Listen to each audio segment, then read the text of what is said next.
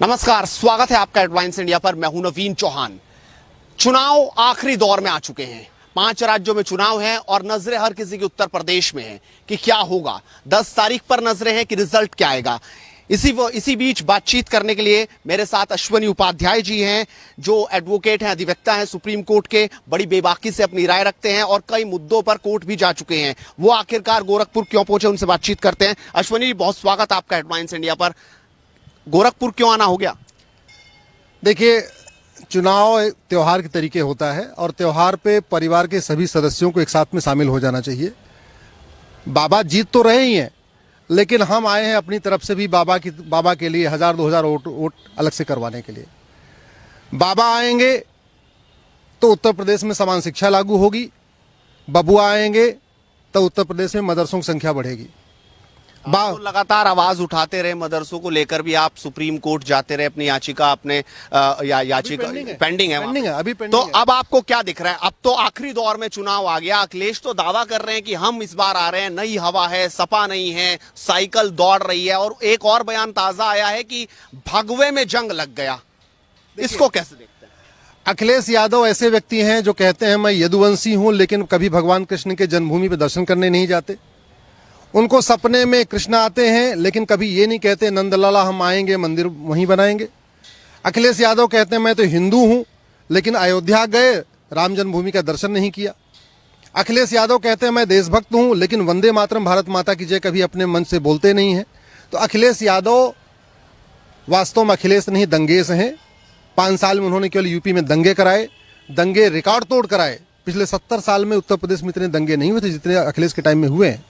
सबको पश्चिम के लोग क्या, बल्कि पूरे उत्तर प्रदेश के लोग भूले नहीं हैं सचिन और गौरव की हत्या किस तरीके से कराई गई और अखिलेश की सरकार दंगाइयों के साथ खड़ी हो गई थी।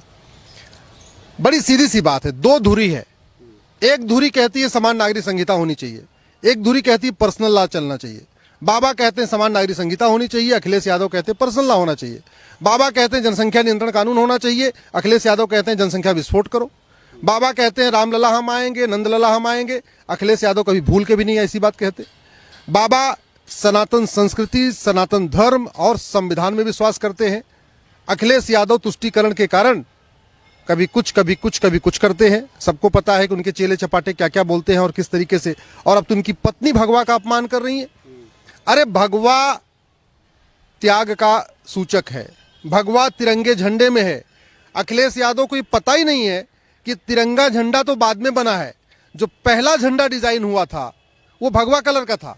भारत की आजादी के समय जो पहला झंडा डिजाइन हुआ था, जिसको सबने सर्वसम्मति से स्वीकार भी कर लिया था, वो केवल और केवल भगवे का था। उसमें 3 रंग था ही नहीं। दूसरा, तिरंगे के अंदर चक्र तो बाद में आया। जो पहला झंडा डिजाइन हुआ था भगवा रंग का, उसमें ओम लिखा हुआ था। पूरी की पूरी आजादी की लड़ाई भगवे झंडे के अंतर्गत हुई। आजादी के समय जब आजादी की लड़ाई चल रही थी तो तिरंगा झंडा नहीं था, भगवा झंडा था। जब आजादी की लड़ाई चल रही थी तो भगवे झंडे पे ओम लिखा हुआ था। जब पूरा आजादी की लड़ाई हो रही थी, लोग वंदे मातरम भारत माता की जय बोलते थे। अखिलेश यादव इसमें कोई काम नहीं करते। मैं अखिलेश यादव को चुनौती देता हूं, अभी भी 2 फेज का इलेक्शन है। एक बार वो सार्वजनिक रूप से कह दे वंदे मातरम भारत माता की जय अपने मन से, एक बार वो कह दे नंदलाला की जय, एक बार कह दे भगवान राम की जय। कभी बोल ही नहीं सकते। तो उनकी पत्नी अगर अपमान कर रही हैं तो उसमें डिंपल जी का दोष कम, उस परिवार का दोष ज्यादा है। ससुर ने राम भक्तों को गोलियों से भुनवाया, पति ने क्या क्या किस तरीके से प्रताड़ित किया राम भक्तों को। तो अगर पत्नी ऐसा कर रही है तो स्वाभाविक सी बात है। लेकिन वो तो कहते हैं अगर शिक्षा मदरसे में मिलती है तो उसमें गलत क्या है। लेकिन आप लोग सवाल मदरसों पे उठा रहे हैं कि सब अपने गुरुकुल भी जा सकते हैं, धार्मिक अगर शिक्षा कोई लेना चाह रहा है ले सकते हैं। लेकिन अब तो एक नई चर्चा चल रही है, वो हिजाब पर चल रही है। उसको आप कैसे देखते हैं? हमारा ये कहना है कि स्कूल आओ, भारतीय बन के आओ, न ईसाई बन के आओ न मुसलमान बन के आओ, स्कूल आओ, भारतीय बन के आओ। दूसरा, भारत की संस्कृति कभी हिजाब बुर्का वाली नहीं थी। यहाँ तो घूंघट, हिजाब, बुर्का सब पिछले 1000 साल में आया। यहाँ तो आक्रांताओं के डर से रात में विवाह शुरू हो गया। नहीं तो भारत की 1000 साल पहले भारत में रात में शादी होती नहीं थी। अभी भी जहाँ जहाँ मुगल नहीं गए, केरल, कर्नाटक, तमिलनाडु, आंध्रा, तेलंगाना, वहाँ दिन में शादी होती है। ये तो मुगलों के डर से रात में शादी हुई। मुगलों के डर से घूंघट प्रथा शुरू हुई। तो ये मुझे लगता है जो हिजाबवादी हैं, ये हिजाबवादी कम मुगलवादी ज्यादा है। जो हिजाब का समर्थन कर रहे हैं वो भारतीय संस्कृति का अपमान कर रहे हैं और मुगलों के समर्थक हैं। अब आपको क्या दिखाई दे रहा? अब तो आखिरी दौर चल गया। अखिलेश दावा कर चुके कि योगी तो गए, अब इस मठ से बाहर नहीं निकल पाएंगे, वो यहीं पे ही रहेंगे, अब लखनऊ नहीं पहुंच पाएंगे। फिर एक बार 300 पार बाबा आएंगे, समान शिक्षा लागू होगी, सबके बच्चे एक किताब पढ़ेंगे, वो मदरसे में पढ़ रहे हो या सरकारी स्कूल में पढ़ रहे हो, पर्सनल लॉ खत्म होगा, समान नागरिक संहिता लागू होगी, घुसपैठियों के खिलाफ कठोर कानून बनेगा। सबको पता है कि बाबा आएंगे तभी घुसपैठ नियंत्रण कानून बनेगा। अखिलेश यादव आएंगे, रोहिंग्या और बांग्लादेशियों की कॉलोनी कटेगी। यहाँ पे जो रोहिंग्या बांग्लादेशी अभी यहाँ पड़े हुए हैं उनको बाबा ही निकाल सकते हैं। अखिलेश यादव उनको फ्री का मकान देंगे, फ्री की दुकान देंगे, राशन देंगे, बिजली का कनेक्शन देंगे, सब कुछ करेंगे।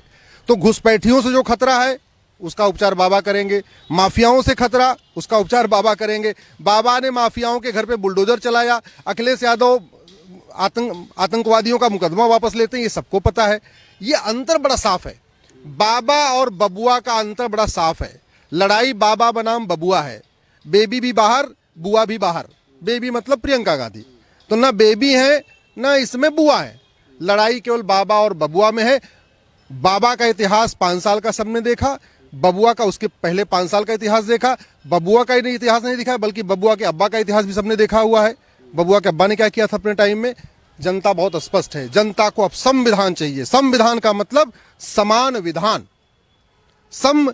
संविधान 2 शब्दों से मिलकर बना है, संविधान। ऐसा विधान जो सब पे समान रूप से लागू हो उसको कहते हैं संविधान। तो बाबा आएंगे तभी उत्तर प्रदेश में संविधान लागू होगा, बबुआ आएंगे तो उत्तर प्रदेश में बहुविधान लागू होगा। हिंदू के लिए अलग विधान चलेगा, मुसलमान के लिए अलग विधान चलेगा। इसलिए उत्तर प्रदेश के लोग अब संविधान चाहते हैं। तो अश्वनी उपाध्याय जी जो कह रहे हैं कि संविधान की जरूरत है, अलग अलग विधान नहीं। आप भी अपनी राय रखिए और लगातार जुड़ रही है हेडलाइंस इंडिया के साथ, क्योंकि मुद्दे की बात इसी तरीके से बदस्तूर जारी रहेगी। नमस्कार।